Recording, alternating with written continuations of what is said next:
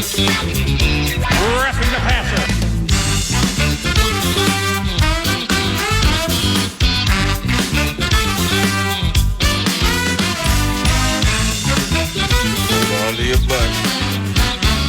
Now, Chad Greenway has a stable of talented daughters, and one of them, Madden Greenway, who played basketball at Providence Academy, she has declared that she's going to go to the University of Kentucky. She's going to become a Kentucky Wildcat for college and college basketball. Round of applause for that. Yeah. Thank you. Super sweet. And congratulations to young Madden. First and foremost, was this decision aided by the fact that Grey Duck now produces bourbon and you're heading into the home of Woodford Reserve to take down the big dog? I love it. I made her make that decision for this reason. Yes. No, it was best way to describe is they built a great relationship with her. Obviously, Gophers were great through the recruiting process. The Hawkeyes were great with a lot of obviously history there. Yep. But she really wanted to, I would say, climb out and build her own thing. Yeah. Do her own thing. And that was really her number one thing. And obviously, since the day she started walking into a gym in third grade, and I was coaching her, it was always about. I was always a part of that. Yeah. Our family was, and the same thing with Iowa. So for her, it was about the best fit for her and the best situation. They have a great staff, and but the experience was wild. And it's just to go through all that and have all these great universities and great people go after her was cool. And she made the best choice for her. Well, I and off what you said, I thought it was really authentic, very genuine, and very open of her to be like, why not Iowa? Dad was a star football player there. Okay, you just answered your own question. Why not? Wanting to get out of dad's shadow. I mean, that kind of has a negative connotation to it. I agree. However, the way she framed it up and the way she authentically would share that she wants to make her own road and carve out her own path. I thought it was very impressive how she handled the interviews and the questions and stuff. She did very good. We're so proud of how she handled this whole situation, the whole building relationships and finding the connection, then making her own decision for herself based off of what was right for her. And it's always funny when she's lived. Obviously all these kids are living online, and that post made a big impact just through the Gopher Nation, Hawkeyes, everybody else. And, to see 95%, 99% of people just like, congratulations, kid, you made your own choice. And then there's the 3% of either Gopher or Hawkeye fans that are just nasty for no reason. Yeah. And they think that a 17-year-old should do what they want her to do. And I'm like, you must not have a 17-year-old daughter. This decision doesn't has to go be that way. Yeah. And so Jenny and I, the one thing we want to make sure of is this decision was hers. And she made the best for her. So proud of her to go through it, brother. And it's tremendous. Jenny. Tell me about the Kentucky women's program. Yeah. I'm not that familiar with it. I know she had options at almost every school in the country. Right. I know, but not as somebody who doesn't follow that closely. I know the powerhouses, the Stanfords, the South Carolinas, the UConns, right? Iowa.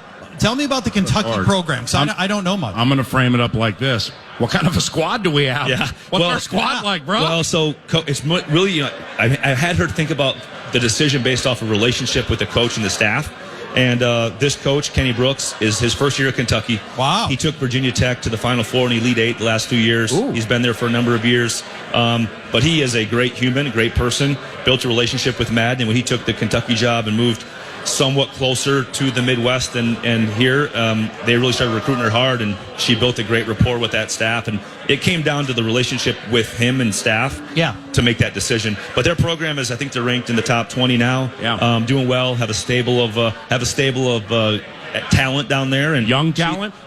So she walks into campus in a couple of years, she'll be there and have a chance to go play and hopefully go play for a championship. So like with the expectations, it can be, well, you know what, they're kind of stacked there, they're 9 deep, and then you get in there and you win time, you win minutes, you win a starting job. But just from what you know now, would you expect her to play next year and play significant minutes? I think she'll have an opportunity right when she gets on campus for that to be her job. But again, it's obviously competition. You got to walk in and get that opportunity and create it. But the one thing about this situation for Madden specifically is he played point guard in college.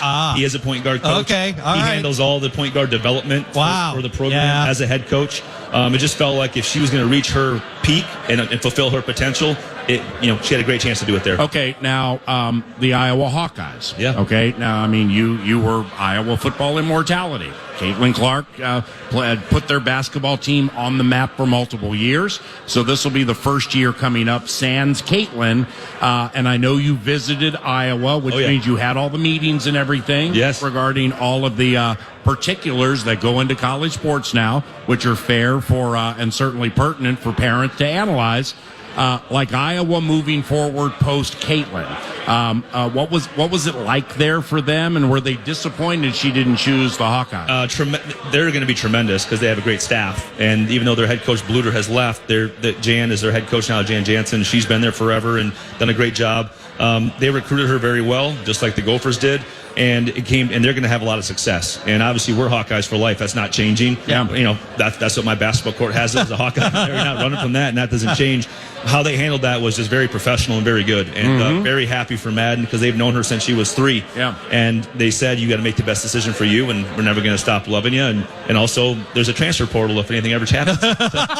There's always that. But no. Do the ladies play at Rupp Arena? The ladies play at historic Memorial Coliseum. Of course. So they just rebuilt the whole thing. It's been there forever. Wow. And that's so sweet. Seats about 7,500. A great gym for their volleyball and basketball. So sweet. We're going to time this thing up where I'm going to get with the announcer at Keeneland, Kurt Becker. Let's go. And we're going to go down. We're going to get juiced into Keeneland for a day of racing. And that night, we're going to watch the Wildcats beat Alabama. I'm in. And have Madden go for 22 and 3. I'm in. Man, I'm new to all this, and they go down there. Can't wait. Keeneland. Like, what's this? I'm like, I got to go to Keeneland next time I'm down there. I need a couple more days. Go bet on the ponies. All right. Well, congratulations. Thank you very much. Super proud of her and the tutelage by you guys. Now your attention moves to kid number 2. Which one is that in the order? Beckett, number 2. All right. And and Beckett's great at what? Well, I mean, we like them to be good at all things, but high school season starts tomorrow for our squad, and she'll have a bunch of opportunities to be fun. Excellent. Be fun. It's fun to watch your kids compete, as everybody listening knows. That's the best part, high school sports.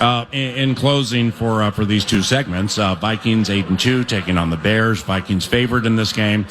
We discussed Blake Cashman quite extensively last week. Man. And you know what? Right out of the gate, there's a Blake Cashman sack.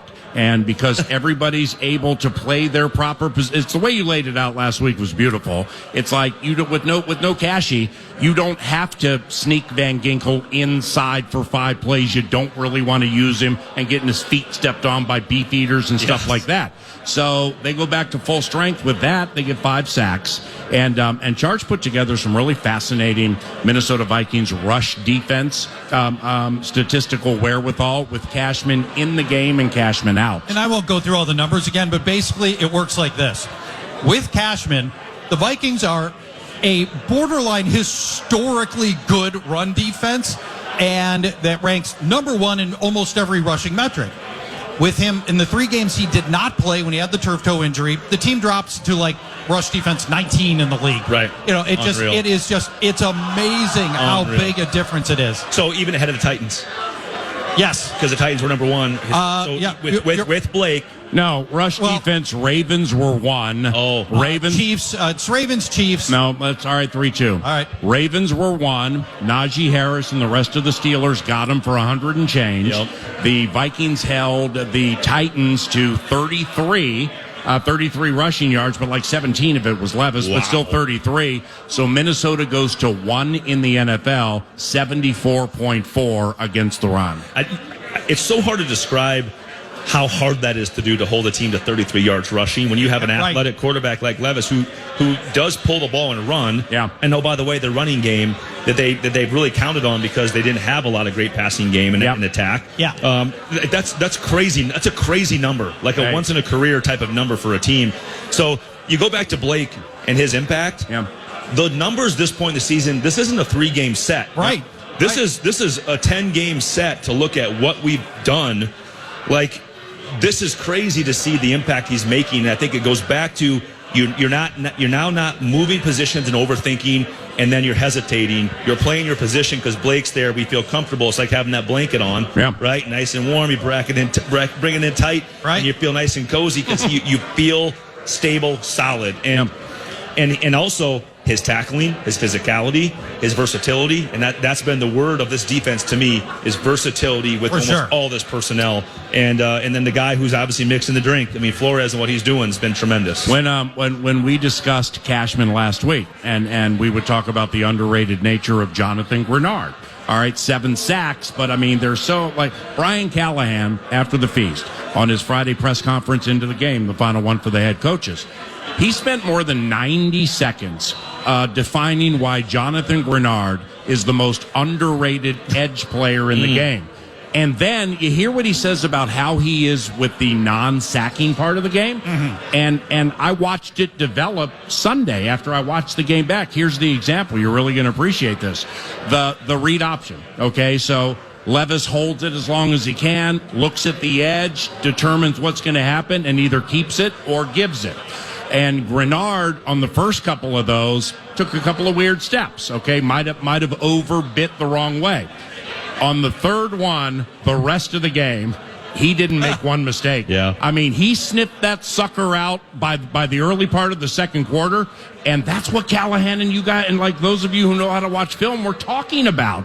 He sees it, took a little bit of an L, took a lowercase L. That ain't happening in the rest of the game. It changed the game. Yeah, and I think in-game adjustments from the staff to help him with his eyes, and in that position, in that situation, it's patience.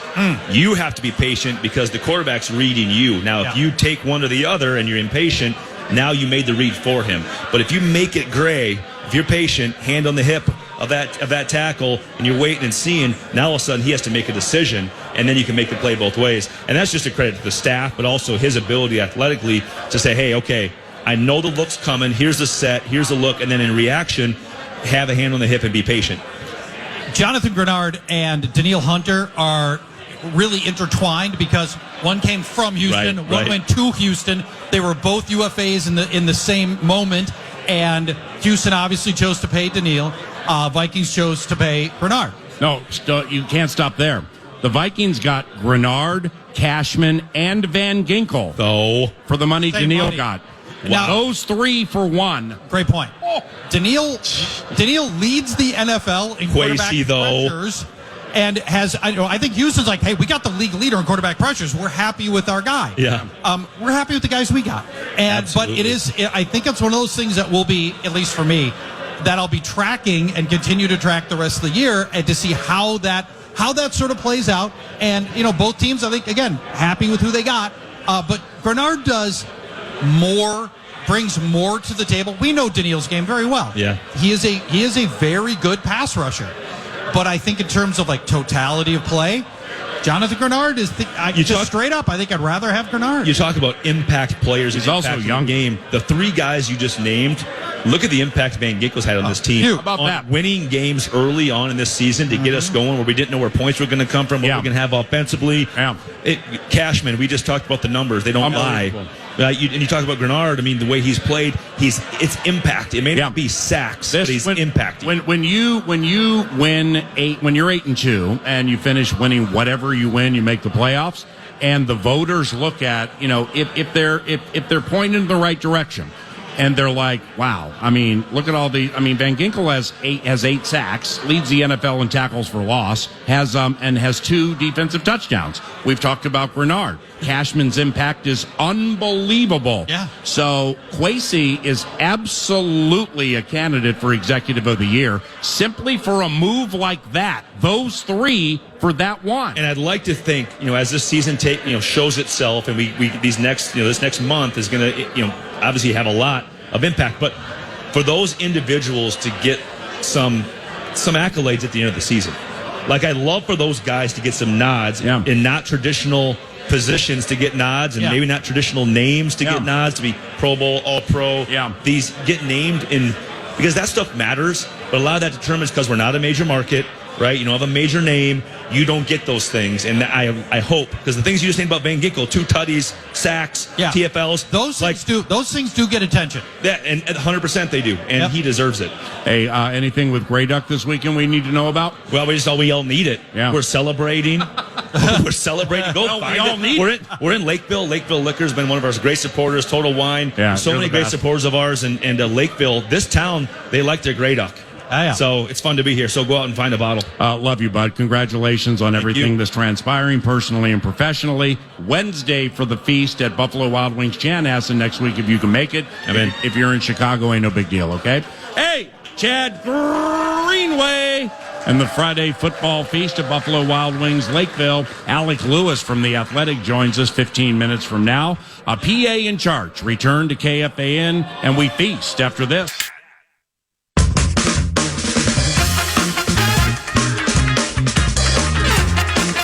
Personal foul. Clipping. High fives for everybody. Oh, my God!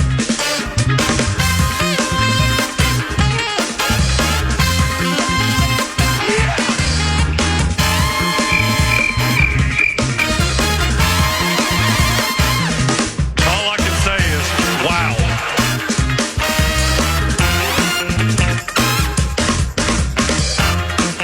Hey, Nordo. Hey, what up? While we await the return of Paul Charchian, let me slide this in here real quick. Okay. Let me make sure I read it the right way from the Tolstoy. Charch wrote Daniel Jones, quarterback Giants. Yeah. Daniel Jones to the Minnesota Vikings in 2015. I like it. I mean, what? Do you think maybe he forgot to copy and paste or eliminate that part from a previous prep sheet or what? Oh, he's hey, Charch. Hi, I'm right here. Yep. Okay, so let's talk it through. Daniel Jones is going to be a backup quarterback somewhere next year. Nordo's right back to Jonathan Kuminga's game logs from 2 weeks ago. And we've got we don't know what we've got, and I don't think anybody totally knows what we've got in J.J. McCarthy. So this is real.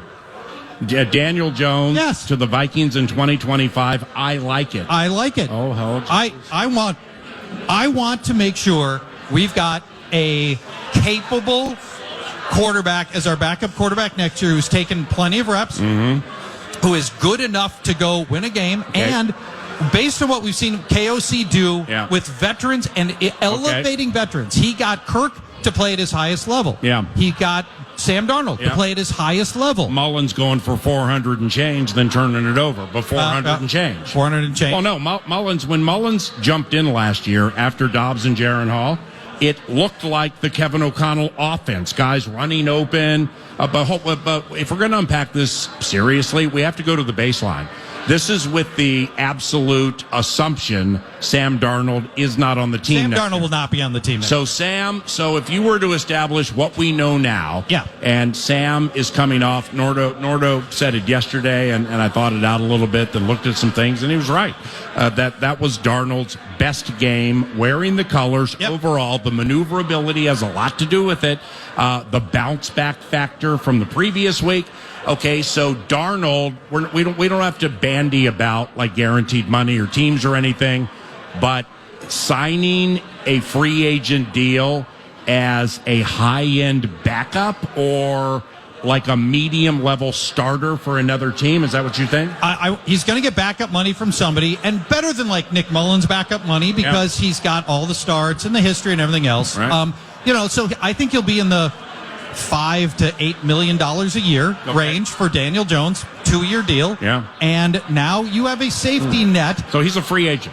Daniel Jones will be a free agent after they. It feels like they just had that decision between him and Saquon, where Nordo and I are talking it out, and I'm like, well, they're franchising the wrong guy here. You don't do that to Saquon. You do it with Daniel, and now Saquon's what an awful decision they made. Awful decision. And at the end of the day, Joe Shane may lose his job over that call, that specific call, because right now Saquon Barkley is powering the Eagles into the playoffs, and Daniel Jones has been benched. Now, of course, the reason they benched Daniel Jones is partially because of performance, but also because they didn't want to run the risk of him hitting the injury clause in his contract that would guarantee him more time and more money with the Giants. They want to get out of that deal at the end of this year. Yeah. But the real thing that bugs me about this Giants decision to go to Tommy DeVito is that they're skipping Drew Lock. They brought in Drew Lock, and by the way, they traded for Drew Lock. Yeah. Brought him. They paid compensation to get him. They have escalators in his contract that he would almost certainly hit as the starter for 7 more games. They didn't want to pay the money. Yeah. So instead of going to their number 2 guy who's been practicing with the number 2 offense all season long, a guy that you looked in the face and said, you're our backup. Yeah. Instead, they go to the 3rd stringer, Tommy DeVito. Okay, now when you and I, and this is an age-old conversation back to the suck for luck days where too many people flippantly say tank games for this. Okay, if you're going to say that, which basically is fixing a game, and I'm just super negative on that, but I'd be a fool to think that it doesn't happen. But there are routes to getting there without having guys lay down on double moves. Well, this is it. I mean, if you're skipping number 2 to go to practice squad, inactive game day, number 3, DeVito's played games before. Yep. This is their way to purposely lose games to set themselves up in the draft. And save money. Because Drew Lock would, the numbers I've seen, like $5, $6, $7 million in escalators that he would have hit through the escalators in his contract as the starter for 7 weeks. And they didn't want to they didn't want to give Drew Lock that money. When Drew Lock was asked about this yesterday or the day before, he said, they always told me I was the number 2 quarterback. He doesn't understand what's going on either. So here comes Tommy DeVito. We had to look at 8 long games of Tommy DeVito yesterday. The caricature of the Italian thing, okay, I get it. There's some novelty to that. Paul, he averaged 137 passing yards per game. Wow. Almost a non-functional NFL I'm sure Malik Neighbors is real happy about this. Exactly. The Giants players know what's going on. The Giants players know this organization is not playing to win. They're playing for draft picks. And they're playing to save money. And it stinks. The integrity of the game gets undermined when teams do this. Yeah. And the Giants don't care. They're throwing out their 3rd-string quarterback who has spent all the practices to this point playing as opposing quarterback. Right. You're opposing quarterback. This week. No, Locke is the scout team quarterback. No, it's DeVito is their number 3. No, the 2 is the scout. They've been saying that maybe DeVito's been playing it. That's been playing his scout team. Yeah, maybe it is as there. The scout team guy. Yeah. So I hate the way this went down. Wow. I don't like that the Giants are packing it in. Mm-hmm. And I think it's bad. It's bad for the league. And here's an anonymous New York player had this to say with the New York media yesterday. Yeah, how is Malik Neighbors these days? Could be. We are not idiots. They did it because of money. They're talking about Daniel Jones. Talking about Daniel Jones. Yeah. We're not idiots. They did it because of money. He's been all class. He's never complained, and now he's being disregarded. Wow. The team record is bad. You can point fingers everywhere. To try to blame him, meaning Daniel Jones, is trash. Making him 3rd string is weak as F. Wow. Dexter Lawrence is mad. It could be Dexter Lawrence. Ooh. So, the teams are backing Daniel Jones on this.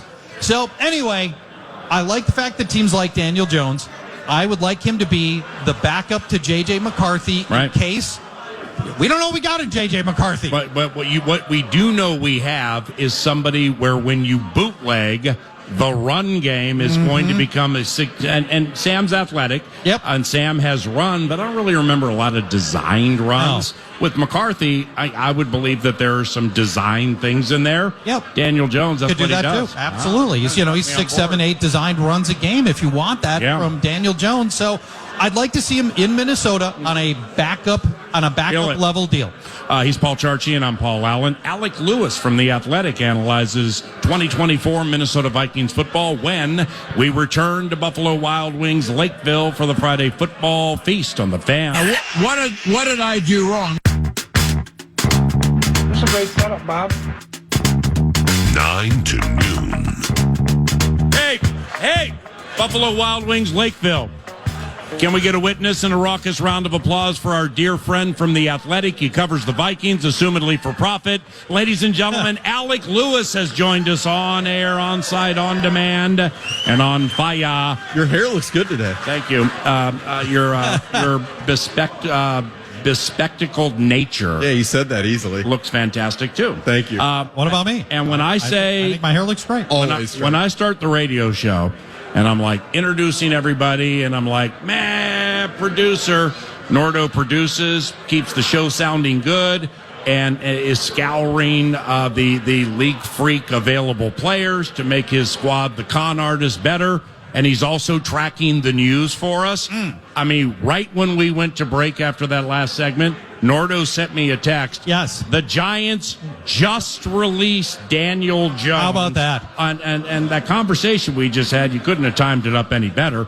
But that conversation we were having was not for now. Nevertheless, they released him, and an era has come to an end, Mr. Alec Lewis, with Daniel Jones. Yeah, it's like you guys were talking to his agents at Athletes First this morning, and you knew it was going to happen. That's so interesting. So the only playoff game you've covered as a beat writer for The Athletic with the Minnesota Vikings was the Giants beating the Vikings, and that was a conclusion to absolutely the best Daniel Jones season that he's had. He was pretty good that year. Yeah, and Church probably could have thrown for 350 against I could have.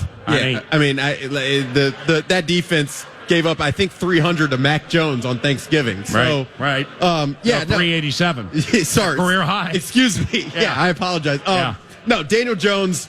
That was but I remember Saquon Barkley being like this guy was like an invisible character out on the field. Remember this? Who was the nickel we had?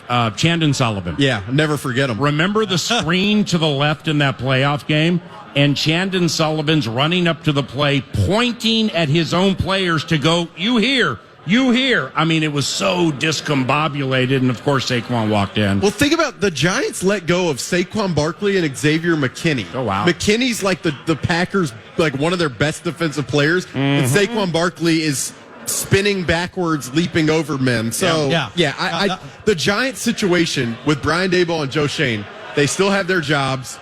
They've made all these decisions. They had a good draft this past year, but that's great. But, I don't understand. No one's asking quite okay. Oh yeah, we're starting Tommy DeVito. And you guys were I was listening. You guys are talking about maybe this is the tanking move.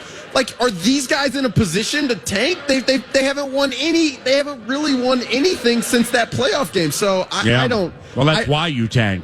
Yeah, I guess. But then you're going to allow them to benefit from the tanking. I don't know. Yeah. So if Daniel Jones is going to play for an NFL team this year, there aren't a lot of good landing spots. Mostly the position's been pretty healthy. But there's one place where it might make sense for this year for him to get in reps this year to try to show that he's better outside of the Giants system than he was inside the Giants system. Dallas. So you're the Cowboys, right? You're playing Cooper Rush right now. It looks bad. You need to change the culture. You need to change things up. And the Cowboys have their quarterback of the future, right? Dak. They just re-signed Dak, so they got all this money guaranteed to Dak. That's the one spot where I could see Daniel Jones getting some reps this year to try to build a case as a starter for next year. Yeah. I mean, maybe. And they play them Thanksgiving. Just do it now. Well, right? No, you're right in terms of if that'd be wild. If he wants reps, then yes. But I thought he does. I mean, yes, but Sam Darnold would probably tell you if you were to sit down with them and you were to ask him, you guys were talking about free agency this upcoming cycle with Sam Darnold. I guarantee you, this guy is going to pick situation and surroundings and the circumstances over whatever contract or money. Sure. And so I think Daniel Jones, having gone through the mess that has been New York, he wants to find a spot that is going to give him the best opportunity with the people around him, coaching staff, situation. I think some of these guys who have been through the ringer in these certain environments, they realize that it is the environment that matters more than the money, more than can I just get snaps as quick as possible, or can I get snaps in the right place with the right system, with the right coaching staff, with the right talent around me. I think as we think about Sam Darnold this upcoming cycle, that's what I hope. I hope people is well, the Raiders are going to offer him $35 million. Well, he's going to say, I've been through situations where I've made money. Yeah. I want to be in a situation that puts me in the best position Well, just like I had in Minnesota. That's what his camp will want. That's what he will want. And I think Daniel Jones probably in a similar spot. Well, with Daniel Jones, and I love how you laid that out, if he truly is looking for not highest dollar value, he got that. Best situation conducive to continuing his career. He's really going to enjoy playing football in the spring in the XFL. Because if you look at the San Antonio Brahmas roster, I mean, they are quarterback poor. They play in cool. I mean, the Brahmas just took such a stray. I mean, the Brahmas, what do you have? John Parker Romo picked for the... No, the Brahmas are on my game calling depth chart because this is going to be interesting to nobody but me. Yeah. Parker Romo, all right, hit a 57-yard field goal at Lumen Field. That is the longest field goal made by any football player at Lumen Field. Seahawks, NFL, whole thing. Just in case old Parker Romo gets in a spot for a walk-off, I want to be ready with the 51 against Notre Dame at Virginia Tech, 57 for the Brahmas at Lumen Field. But anyway. What is this, kicking radio? We did Nick Folk last week. Honey, stop that. For Daniel Jones, your comparison right now, I think, is Baker Mayfield 2 years ago. Baker Mayfield was, he was in Carolina, and he was in with the Rams. Daniel has a nice arm. And he put enough stuff on tape that the next offseason, Tampa was like, all right, we're willing to put you back in the starter mix. Sure. What Daniel Jones wants to accomplish with the rest of this year is to get a team to believe he is starter worthy and worth the money and the next contract that he would get as a starter, as opposed to right now. If Daniel Jones would take another snap this year, he's somebody's backup. He's not somebody's starter.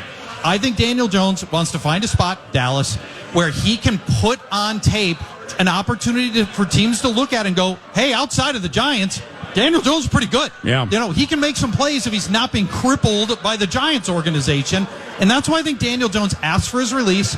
I think he's got an opportunity to start games this year and start rebuilding the reputation of Daniel Jones. Okay, now Daniel Jones last year before he got hurt, he took a zillion sacks. And speaking of sacks, the Vikings have 35 through 10 games. What a segue! And they I think through 10 games, 35 sacks is the second most, second or third most in team history. So now we go into 11 games. I'm like, all right, well, how many did 2009 have through 11 games? Stuff like that.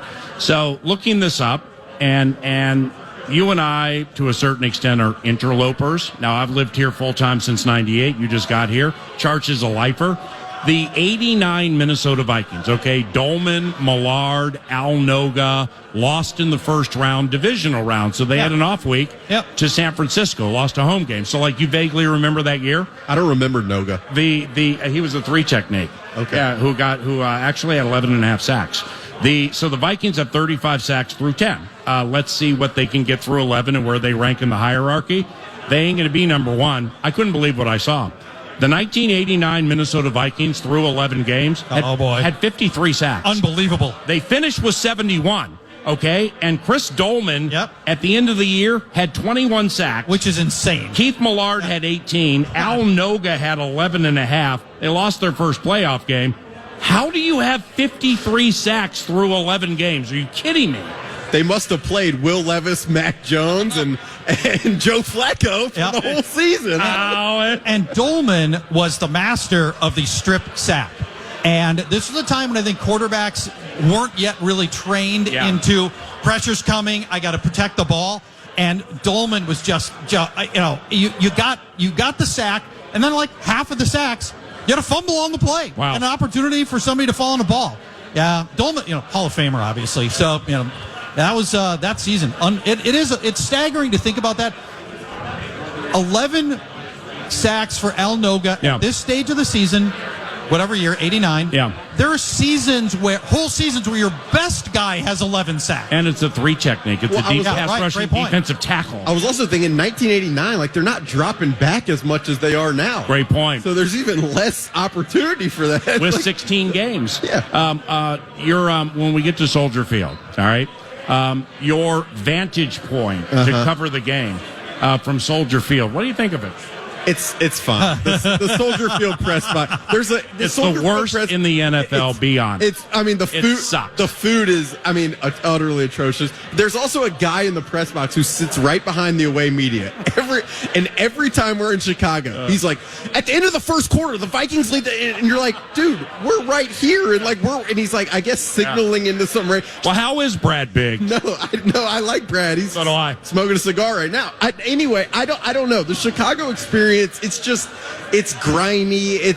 It's going to be gray. It'll be cold. It'll be ugly. It just is what it is. I don't for today, the Vikings practice for the final time, then travel tomorrow, play Sunday at noon. That's when the boom takes place on KFAN. So Kevin O'Connell will speak to the assembled media as the conduit to the fans, and that'll take place about 1:15, 1:20. Alec Lewis at Alec_Lewis. Please follow him via the tweet machine as 9 to noon does.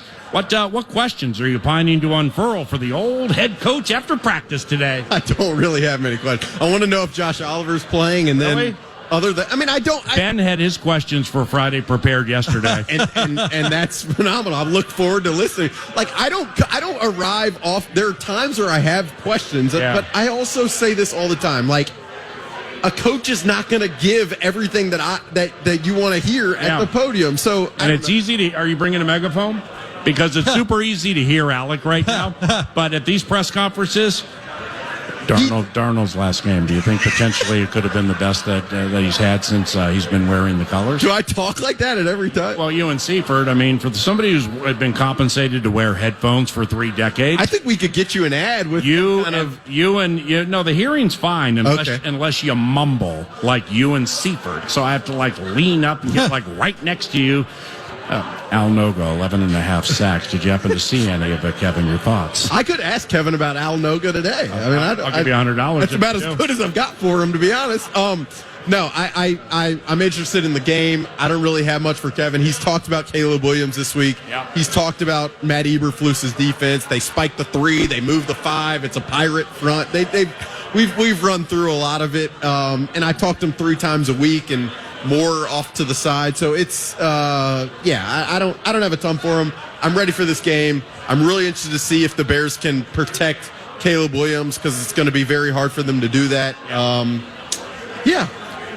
Let's talk about your story on Josh Metellus in The Athletic. I appreciate this. This is I knew that he was highly versatile.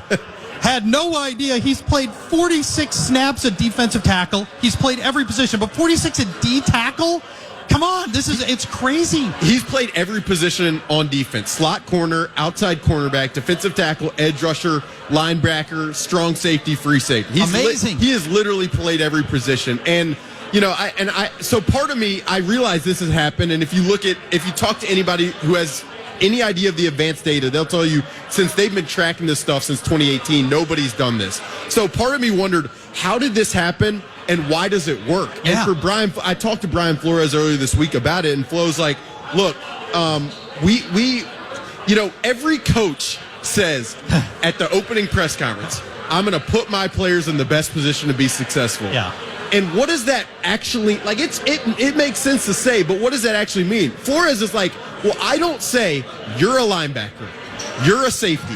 I say, I put them in spots in practice, and I say, what can this guy do? And then from there, we put him in positions on the field to do what he does. Not what he does, but what he does well. Yeah. That's Flores' idea is always, what does this guy do well? And we're going to put him in that position, and that's what they've done with Josh Metellus. He does a lot well, especially in the box. But here's the other side of it, and it's the age-old conversation, which really matters as the NFL goes. You're a new coach and you have a scheme and you've been waiting a long time for this. Cool. Damn it, I'm going to run this scheme.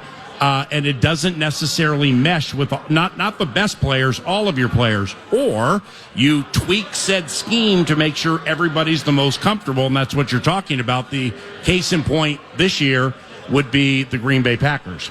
Jeff Hafley and his 4-3 defense, where I couldn't. It's not that I couldn't believe it. It was strange to see Rashawn Gary and Preston Smith with their hand in the grass rushing as left and right defensive ends. It wasn't effective for Gary early. I haven't seen what he's done of late. Maybe he's taken off. But when you do things like that, players like Preston Smith beg out. Where he's like, this ain't it, okay? And God bless you guys. It's been a wonderful relationship. But I'm not giving you my best in this scheme, and therefore it's not helping the totality of the team. Please trade me. And it got traded. And I feel comfortable saying this now, but when Ed Donatel was here in 2022, and this was my first season, I talked to Daniil a lot in the locker room and out at practice, and I could tell Daniil was dropping more than he ever had. And I had some conversations with him both during the season and even after, once they'd hired Flores, where he was like, dude, like, for me to be dropping made absolutely zero sense at all whatsoever. And you could tell he was mad about it. Patrick Jones was frustrated about it. And this is tangentially related, but you guys are talking about Daniil Hunter and the trade-off between Daniil and Grenard, Cashman, Van Ginkel. Well, part of the reason I think Grenard, he's had so much success in that it has worked and it's been great for both parties, is Daniil is a hand-in-the-ground, rush-the-passer guy, defensive end, off the edge. That's the Texans scheme. Brian Flores' scheme, what he wants to do is have the edge guys rush the passer, drop, play the run, and Grenard his body type fits that way more. So and that's, again, where you give this front office credit, Kwesi credit, and the defensive staff credit, is they prioritize guys who literally fit their scheme. And so that's why it's worked so well, because they all have such versatility. Yes, versatility. And position flexibility. Right, and flexibility to where it fits with what Brian Flores wants to do. And that's like what's funny in the NFL is you draft a guy for a scheme, then you fire that defensive coordinator. So then you bring in a new defensive coordinator, and the guy you just drafted doesn't fit that new defensive coordinator. It happens. It happens all the time, everywhere. And I think that's often why some players don't make it, is because the vision for them that they had originally does not transfer once that coordinator gets fired. So Josh Metellus, all the ways that they've used him in this unique fashion, total unicorn. He's a free agent after this year. And it's going to be fascinating to see if he is a priority re-signing, because what he's doing, you can't just replace. You can't just go find another Josh Metellus who's going to give you 46 snaps at defensive tackle, and also be your linebacker and your safety and your slot cornerback and everything else. And so heading into the offseason, is he a franchise candidate? And even if he was, what position do you franchise him at? I mean, there's going to be a lot. This is going to be one of our big off-season talkers when I fast forward to February and we're looking at free agency. It's trying to keep Josh Metellus on this team. Agreed. And don't you think it's if I'm Josh and I'm Josh's representation, whoever that is, Drew Rosenhaus, you got to be careful because it's like you can take franchise. I mean, that could be a stretch, but it's what he does here for him with them is tailor-made for everything you wrote about in that story at The Athletic. It may not be that way, despite an extra $3.5-4 million that you may get. Well, that's exactly right, and that was the whole point of the story. It's like Josh Metellus has always had the ability, and he always believed that he had it, but it takes the right coach and the right environment to bring the best out of that person. And that's where, this Viking staff, they talk all the time about culture, about positivity, about Kevin O'Connell and his collaboration. That stuff really does matter when guys are deciding, do I sign this contract for $4 million or this contract in this place I love for $3 million? Like that's where you create edges in terms of guy. And I'll say there's questions this offseason about Cam Bynum's future, Byron Murphy's future. Cam's a free agent, right? Cam's a free agent. Byron Murphy Jr. is a free agent. Harrison Smith, we'll see what happens with all of the cornerbacks are free agents, I think. I don't see any reason for Harrison Smith to retire. No, and I think and we all would have bet like, hey, okay, it's heaven or hell. You got to go yes or no. I probably would have gone yes simply because of how long he's played. We were laughing yesterday because it was freezing outside at practice, and we're out there we look like Smurfs. We've got hats on, beanies, and Harrison Smith is just out there like total, like it's nothing. One of the writers made a joke. He's like, this guy's 47 years old, and he just looks totally good, but he looks good on the field. He runs the communication. Yeah. I mean, and he loves Brian Flores' scheme and how much it allows guys to think and be and how much of a chess game it is. So, Harrison Smith, I think We'd love to have him come back next year. You know, the way he's playing now would be great. You're speculating that he will, but I think you're missing the bigger picture on Harrison Smith. Why wouldn't you retire on top after the Vikings win the Super Bowl? There's that, right? The fact you went there and not PA is right. Why wouldn't you immediately gone there? Stimulated me a little bit. Something's happening to my legs. That's Paul Charchian, and I'm Paul Allen. This is the Friday Football Feast, Buffalo Wild Wings Lakeville, with Alec Lewis from The Athletic and TheAthletic.com. When we return, we want to discuss another story Alec wrote about the Vikings' middling running game and the interior offensive line, and who does he like and why this weekend from Soldier Field? You're listening to the Friday Football Feast on KFAN.